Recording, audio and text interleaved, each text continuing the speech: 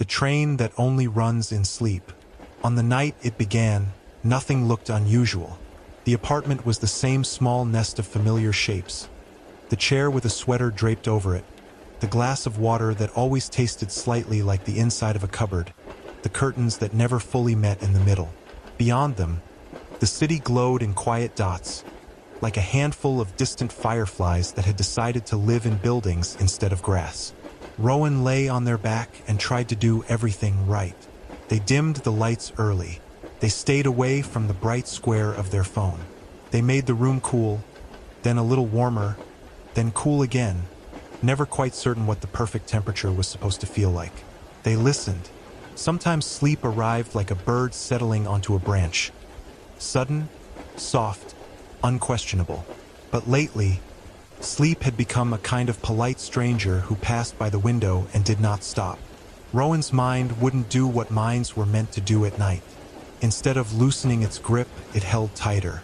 It replayed small conversations, tugged at old regrets. It lined up tomorrow's tasks like toys arranged into a straight row. It asked questions that did not need answers. When Rowan finally rolled onto their side, their cheek pressed into the pillow with a quiet sigh. They weren't angry exactly, just tired in a way that felt deeper than the body. "Okay," Rowan whispered into the dim. "Just okay." And that was when they heard it. Not a sound from the room. Not a neighbor's footsteps. Not the distant hum of traffic. A sound from somewhere inside the darkness itself. A faint, steady rhythm, like wheels turning far away. Clack, clack, clack. Rowan held their breath. The rhythm didn't stop. It didn't speed up. It continued as if it had always been there and Rowan was only now paying attention. Clack, clack, clack. It was too gentle to be alarming. If anything, it was comforting, like rain, or a clock, or someone else breathing in the next room. Rowan's eyelids grew heavier. The sound filled the space behind their eyes, softening the sharp edges of thought. Clack, clack, clack, and then, without the usual moment of falling, Rowan was simply elsewhere. They were standing on a platform. It was night, but a kinder kind of night. The air smelled like clean paper and cold iron. Lamps lined the platform, each one glowing a warm amber, not quite bright enough to hurt the eyes. Everything felt gently blurred at the edges, like a painting that had been stroked with a soft brush. Rowan looked down. They were wearing shoes. Not their usual shoes, but comfortable ones, as if their dream self had dressed with practical kindness. The platform was long and empty, stretching into mist at both ends. Above it, a sign hung from two chains. The sign read, "Sleep Line, Platform 0. Rowan blinked, and the words stayed. A faint breeze moved through the station, bringing that steady rhythm closer. Clack, clack, clack. Rowan turned toward the far end of the platform. Out of the mist, a train approached, slowly, calmly, like it had all the time in the world. Its cars were a deep midnight blue, trimmed with thin lines of silver that caught the lamp glow. The windows were tall and soft-lit from within.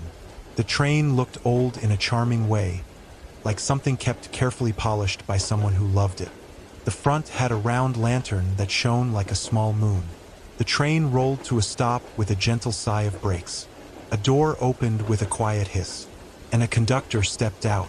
They wore a long coat the color of smoke, with a silver watch chain. Their hat sat slightly tilted, as if it didn't take itself too seriously. Their face was friendly and calm, like someone who had helped many nervous travelers find the right seat. They held a small punch in one hand, an old-fashioned ticket punch, the kind that makes neat little shapes. The conductor looked directly at Rowan.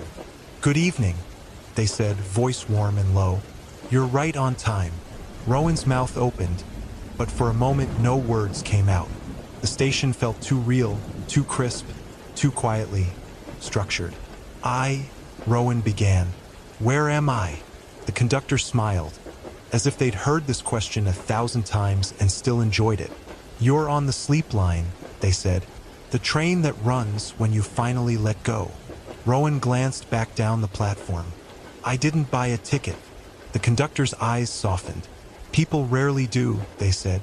Most of our passengers arrive the same way you did, by accident or by longing or by exhaustion. The sleep line isn't paid for with coins. They reached into their coat pocket and produced a small ticket. It was made of thick paper, pale as moonlight, with tiny speckles in it like pressed stardust. They offered it to Rowan. "Your name?" the conductor asked gently. "Rowan," Rowan said, surprised at how easily it came out. The conductor nodded. With a neat motion, they punched the ticket. The punch mark was not a circle or a square. It was a small crescent moon. "Rowan," the conductor repeated, as if placing the name carefully into a pocket. "Welcome aboard." Rowan took the ticket. It felt cool and reassuring in their hand. "What happens if I get on?" Rowan asked. The conductor gestured toward the open door, where soft light spilled out like warm steam. "You'll travel," they said, "not to places on a map, but to places your mind remembers how to rest. You can visit stations, collect a little quiet, learn a few things that your daylight self forgets." Rowan hesitated. "And if I don't get on?" The conductor's smile remained, but their eyes held something honest. "Then you'll wake up," they said, "and the night will continue the way it was." Rowan felt the weight of that, like a blanket heavy with worries. The steady sound of the wheels had faded now, replaced by a gentle hush. The air seemed to pause, waiting. Rowan looked at the warm light inside the train. They thought of their room, their ceiling, their restless mind pacing in circles. They took one step forward, then another. The conductor stood aside, and Rowan boarded. Inside, the train was wider than it looked from the outside. The ceiling arched high with curved panels of polished wood. The floor was carpeted in a deep blue that absorbed sound. Brass fixtures shone softly, as if lit from within. The seats were plush and arranged in pairs, each with a small table by the window. The air smelled faintly of cedar and something sweet, like vanilla tea. Only a few other passengers sat scattered through the car, each quiet and peaceful. Some stared out the window into mist. Some held books. Some simply rested with their eyes half closed, as if they were already halfway home. The conductor followed Rowan in and closed the door. The train gave a small, contented shudder. Rowan looked around. "Where is it going?" The conductor began walking down the aisle, and Rowan followed. "It goes where you need it," the conductor said, "but we make a few regular stops. They're helpful." They paused beside a small brass plaque on the wall. It listed stations in tidy lettering. First stop, the Library of Quiet. Second stop, Lantern City. Third stop, the Meadow of Sighs. Fourth stop, the Mirror Lake platform. Final stop, Platform Dawn. Rowan traced the names with their eyes. "Those places are real?" The conductor looked amused. "Real enough to matter." They stopped at a seat near the window and gestured for Rowan to sit. "Make yourself comfortable," the conductor said. "And one more thing, if you hear anything strange, don't worry. The sleep line is built from the mind's oldest tools: rhythm, warmth, and story." Rowan sat, ticket still in hand. The conductor nodded once, then turned and walked away, their footsteps quiet as falling snow. A bell chimed somewhere deep in the train, and the sleep line began to move. Clack, clack, clack. The sound was softer now, like it had been padded with cloth. Rowan watched the platform slide away. The lamps drifted backward into mist, and soon the windows showed only a dark, gentle blur, like night water. Rowan's breathing slowed without effort. Clack, clack, clack. They looked at the ticket. The crescent punch mark gleamed faintly. And then, as if the train were responding to their attention, the paper warmed slightly in Rowan's hand. A quiet, almost imperceptible voice seemed to rise from the ticket, not spoken aloud, but felt. "Keep it. It helps you remember." Rowan swallowed, not frightened, just surprised. They folded the ticket and tucked it carefully into their pocket. The train rolled onward, carrying Rowan through darkness that felt less like emptiness and more like velvet. After some time, minutes or hours or something in between, the train began to slow. The bell chimed again, gentle and unhurried. A voice drifted through the car, smooth and calm, like a bedtime narrator. "Next stop," it said, "the Library of Quiet." Rowan leaned forward toward the window. Mist thinned into shapes. The train emerged into a place that looked like a station built inside a cathedral made of books. Tall arches rose up, formed from shelves that stretched endlessly. Soft golden lights floated like lanterns, illuminating spines of books with no titles. The platform was carpeted. The air looked warm. The train stopped. The doors opened, and silence poured in. Not empty silence, but a plush silence, like thick curtains. Rowan stood, pulled by curiosity the way a child is pulled toward a glowing doorway. They stepped onto the platform. The Library of Quiet did not smell like dust. It smelled like paper that has been loved, and ink that has dried properly, and tea that has steeped just long enough. A librarian stood nearby, tall and graceful, wearing a long robe the color of midnight. Their hair was pinned up with a feather that looked like it belonged to an owl made of smoke. The librarian smiled at Rowan as if Rowan belonged here. "Welcome," the librarian said softly. "You brought noise with you." Rowan's cheeks warmed. "I didn't mean to." The librarian's smile was kind. "Nobody does. Noise is just what happens when the mind thinks it must hold everything at once." They motioned toward a small wooden table beside the platform.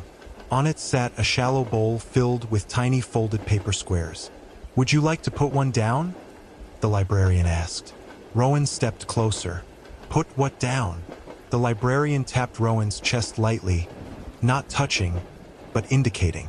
"I thought," they said, "a worry, a loop." Rowan hesitated. Then, almost without thinking, they reached into their mind and grabbed the first thought that had been circling all evening. "What if I don't sleep again tonight?" Rowan folded it. Somehow it became a little paper square in their fingers, as if their worry had always been made of paper and just needed the right hands. Rowan stared at the square, startled by its weightlessness. The librarian nodded. "Place it in the bowl." Rowan did. The square settled among the others with a soft sound, like a page turning. Rowan felt their shoulders drop a fraction. The librarian gestured toward the shelves. "You may browse," they said, "but keep your steps gentle. The Library of Quiet is where thoughts go to rest. If you rush, you wake them." Rowan walked slowly along the shelves. Books lined every surface. Their spines shimmered faintly, blank and untitled. Rowan pulled one out at random. When they opened it, the pages were not words, but scenes, soft memories, moments of calm. Rain on a window, the feeling of fresh sheets, the smell of bread, a hand stroking a cat's fur. Rowan flipped through, heart softening. They pulled another book. This one contained places: a forest path in snow, a beach at dusk, a mountain cabin with a warm lamp in the window. The library did not demand that Rowan understand anything. It simply offered. Rowan wandered until they realized something. The clack of the train's wheels wasn't present here. In the library, there was only a hush, and beneath it, something like breathing. Rowan stopped by a shelf that rose higher than they could see, and simply listened. In out, in out. It sounded like the entire library was asleep and breathing steadily. Rowan closed their eyes and breathed along with it. In out. When they opened their eyes, the librarian stood a few steps away, watching with gentle approval. "Your ticket," the librarian said softly. Rowan touched their pocket. "It's here." The librarian nodded. "Good. The ticket is for the train, but the quiet is for you." They reached into their robe and pulled out a tiny bookmark, thin metal shaped like a crescent moon, matching Rowan's ticket punch. "Take this," the librarian said. "When you feel your mind racing, imagine placing a bookmark in the page. You don't have to finish every thought tonight." Rowan accepted it carefully, felt cool and steady, like a promise. A bell chimed from the train. The librarian stepped aside. "Time to go." The sleep line doesn't linger long. It knows you need to keep moving. Rowan looked at the bowl of folded worries. Do those stay here?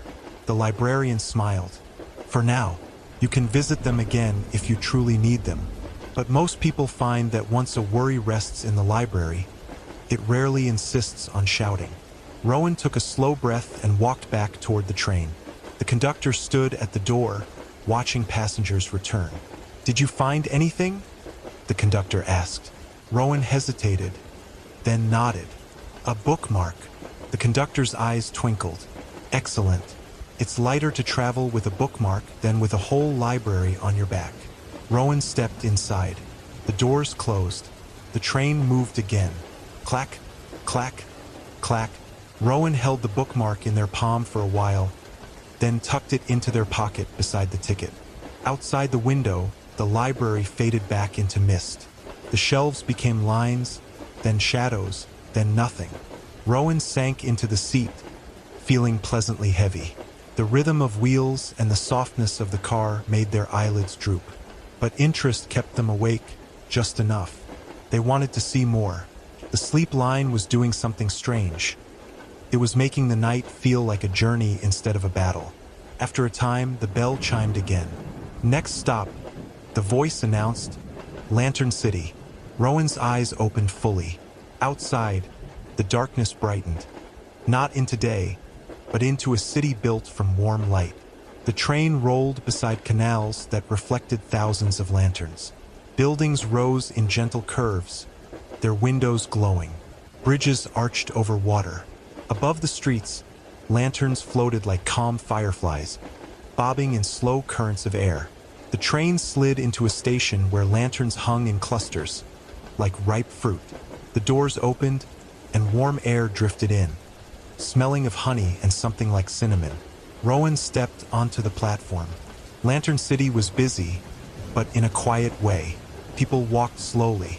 Nobody ran. Nobody shouted. Everything moved as if everyone agreed to be gentle. A small street performer stood near the platform, not playing loudly, but plucking soft notes from a tiny instrument.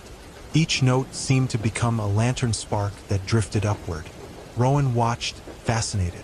A child walked past holding a lantern shaped like a fish, which swam through the air beside them.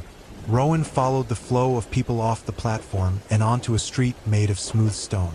The lanterns above shifted subtly, as if responding to Rowan's presence. Their light warmed the skin, eased the mind. Rowan noticed something. Every lantern seemed to have a faint image inside, like a memory caught in light. One lantern held a tiny scene of someone laughing. Another held a slow snowfall. Another held a cup of steaming tea. Rowan stopped beneath a lantern that displayed a quiet room with a sleeping cat curled on a chair. The sight made Rowan's heart soften. A voice spoke beside them. Pretty, isn't it? Rowan turned and saw a woman holding a lantern on a stick. Her hair was tied back, and her coat was patched in a charming way. Her eyes were kind. Rowan nodded. What are they? Lanterns, the woman said, as if that were the simplest answer. Then she smiled. But not only lanterns, they're stored moments.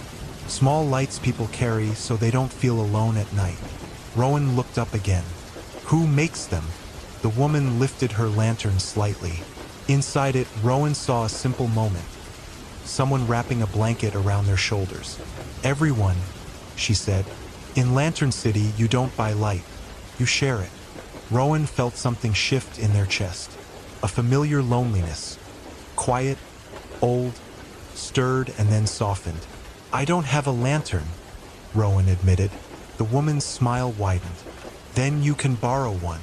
She reached into her coat pocket and pulled out a tiny lantern, no bigger than a walnut. It glowed faintly. Hold it, she said. Rowan took it carefully. It warmed their palm. Inside the lantern, Rowan saw nothing at first, just soft light. Then, slowly, an image formed. Rowan's own bed, their own room, the curtains, the gentle dark. But this time, the room looked peaceful, not like a place of struggle. Rowan's throat tightened. The woman watched. Lanterns show what your heart needs to believe, she said quietly. Rowan held the lantern close. How do I keep it? Rowan asked. You don't, the woman said kindly. You remember it. That's what makes it yours. Rowan looked down again. The tiny lantern's glow pulsed once, like a heartbeat, and then faded until it was only warm glass in Rowan's hand. Rowan blinked. It's gone. The woman shrugged gently. Not gone. Just moved to a place that doesn't need hands. She tapped Rowan's chest lightly, right over the heart. Rowan nodded, feeling strangely comforted. A bell chimed from the station. The sleep line was calling. Rowan looked back at Lantern City.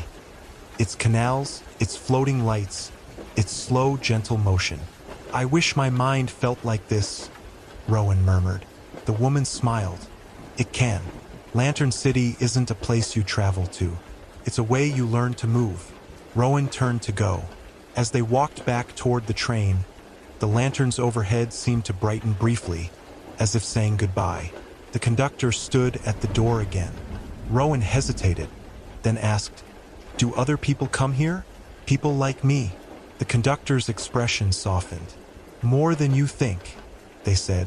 Most of them don't remember when they wake, but their bodies do, their breathing does, their shoulders do. Rowan climbed aboard. The doors closed. The wheels began their steady rhythm. Clack, clack, clack. Rowan leaned back and watched Lantern City fade into mist, taking its warm glow with it, yet leaving a trace behind, like warmth on cold hands. The train moved through darkness again, but now the darkness felt less empty, felt full of gentle places waiting. The bell chimed a third time. Next stop, the voice announced, the Meadow of Sighs. Rowan's eyes drifted to the window. Mist opened into a wide field under a sky full of slow-moving clouds. The moon hung low, large and pale, like a lantern that had decided to rest. The station here was small, just a wooden platform and a simple shelter. Beyond it stretched a meadow of tall grass that moved like water. The train stopped. Rowan stepped out. The air was cool and smelled like mint and clean earth. The meadow seemed to breathe. The grass rose and fell in slow waves, synchronized with a gentle sound, like thousands of people letting out a quiet sigh at once. And then out, Rowan walked into the grass. It brushed their legs softly, like fingertips. A sign stood in the field, wooden and plain. It said, Leave a sigh here. Rowan's chest felt tight suddenly, as if remembering the day's tension. The pressure of trying to sleep, the frustration, the quiet anxiety. Like a knot under the ribs, Rowan stopped and stood still. Then slowly they inhaled and exhaled. The exhale wasn't forced. It wasn't dramatic. It just happened. As Rowan sighed, the grass around them shimmered faintly, as if acknowledging the sound. Rowan tried again. With each sigh, something loosened. The meadow didn't ask Rowan to fix anything.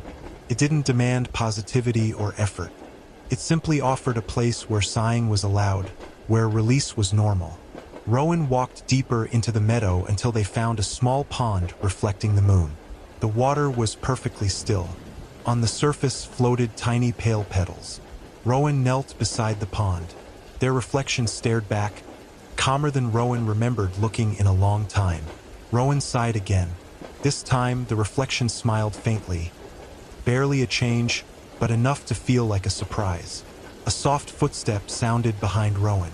The conductor stood in the meadow, coat moving gently in the grass.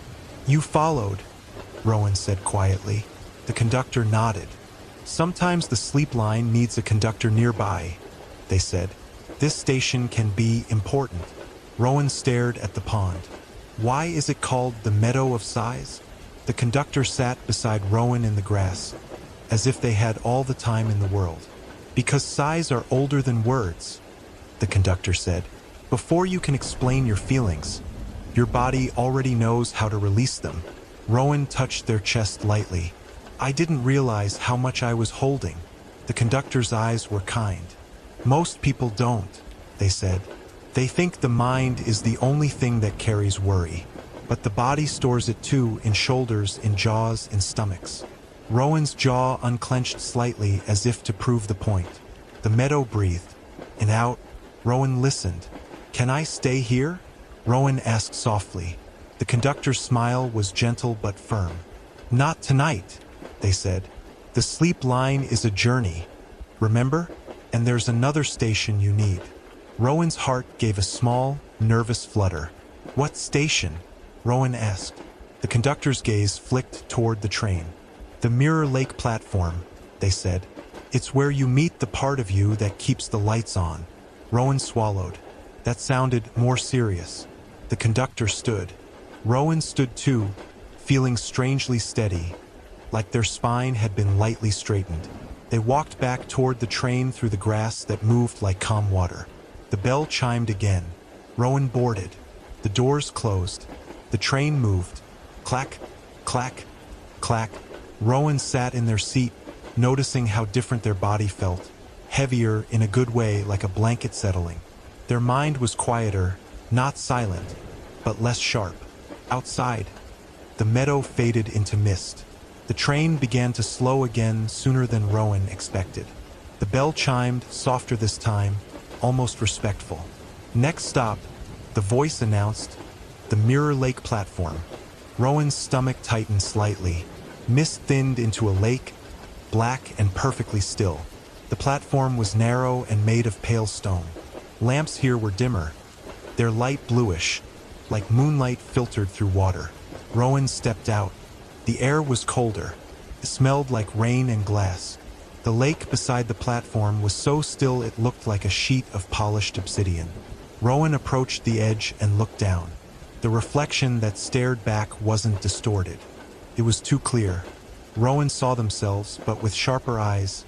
Eyes that looked tired in a way Rowan didn't usually notice. Eyes that looked alert, watchful. As if the reflection were a version of Rowan that refused to rest. Rowan took a small step back. The reflection did not. It stepped forward. Rowan froze. The reflection lifted its hand. Rowan lifted theirs too, involuntarily. Their palms hovered over the lake surface, separated by a thin barrier of water and air.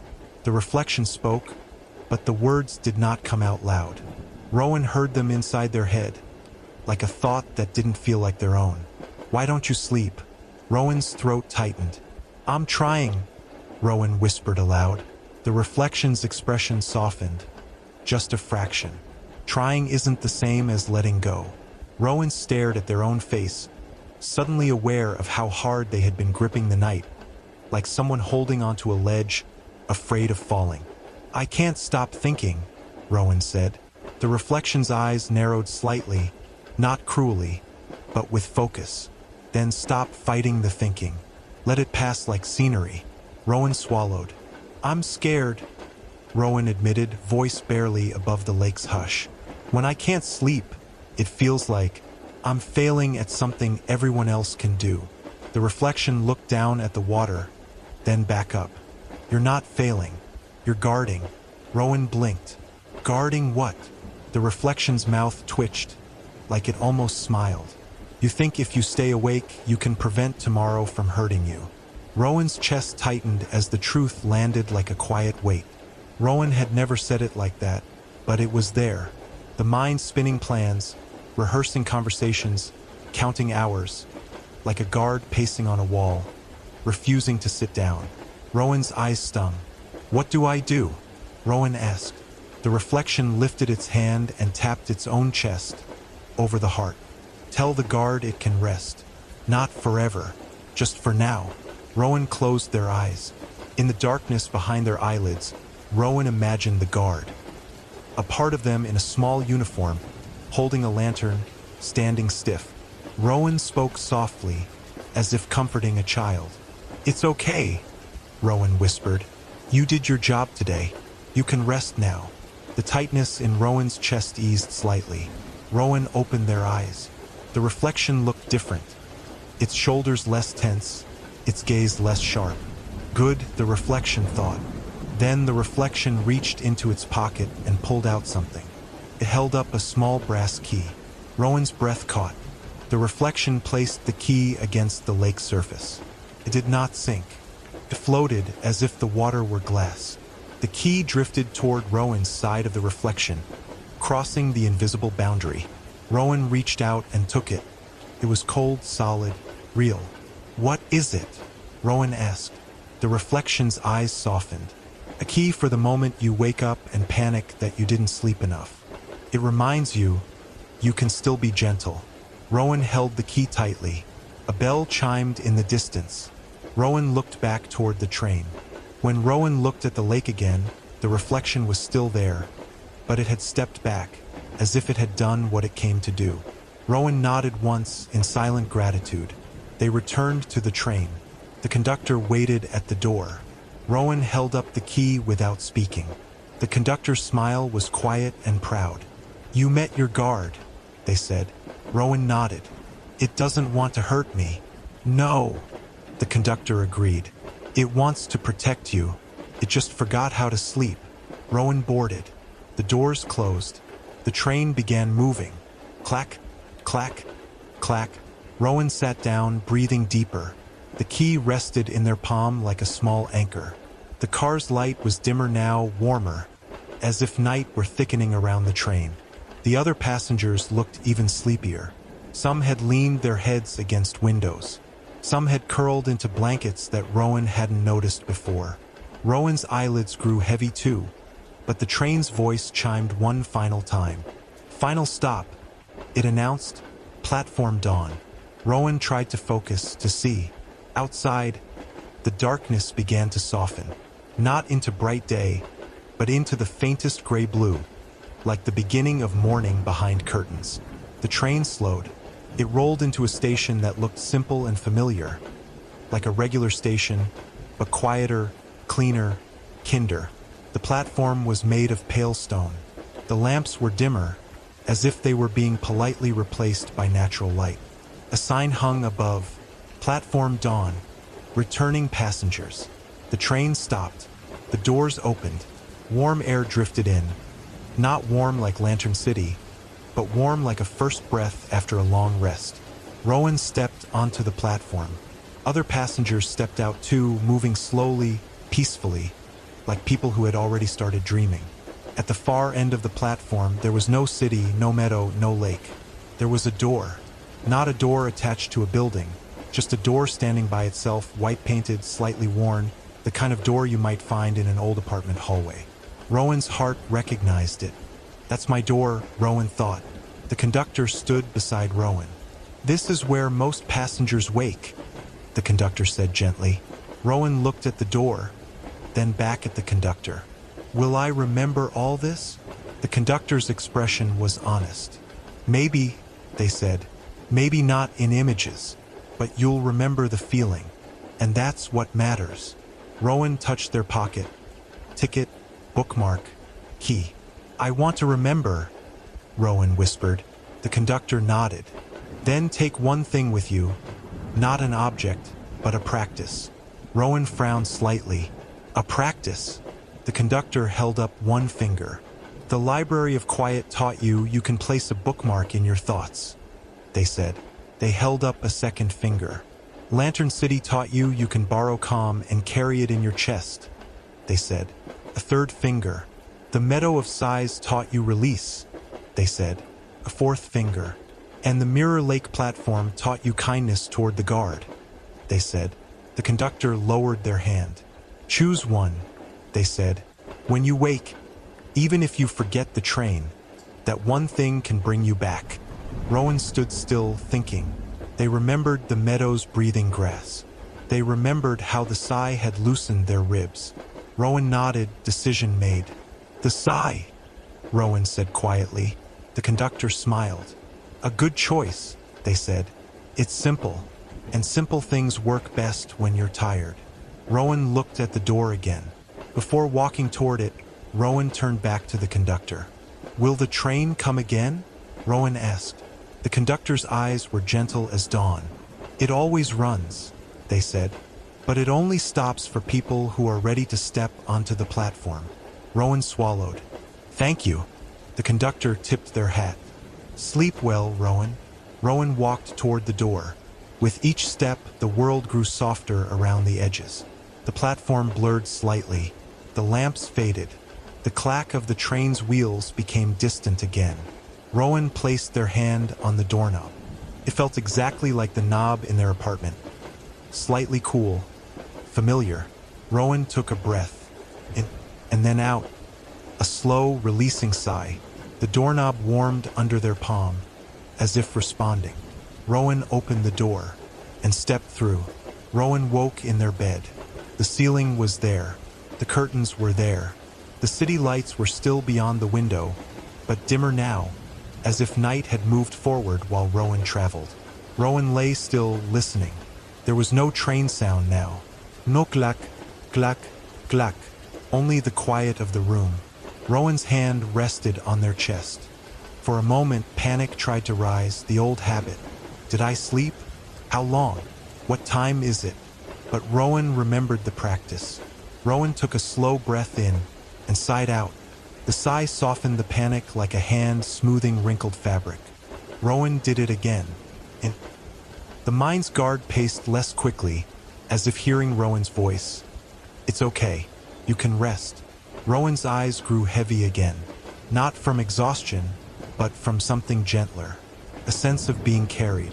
Somewhere far away, maybe in a place between seconds, a midnight blue train rolled along its tracks, and the conductor checked tickets in a warm-lit car. But Rowan didn't need to see it. Rowan only needed the feeling it left behind. The next breath came slower. The next sigh came easier, and sleep at last arrived. Not as a stranger passing by, but as a familiar train pulling in quietly, right on time. Clack, clack, clack, and then nothing at all, just the soft, safe dark.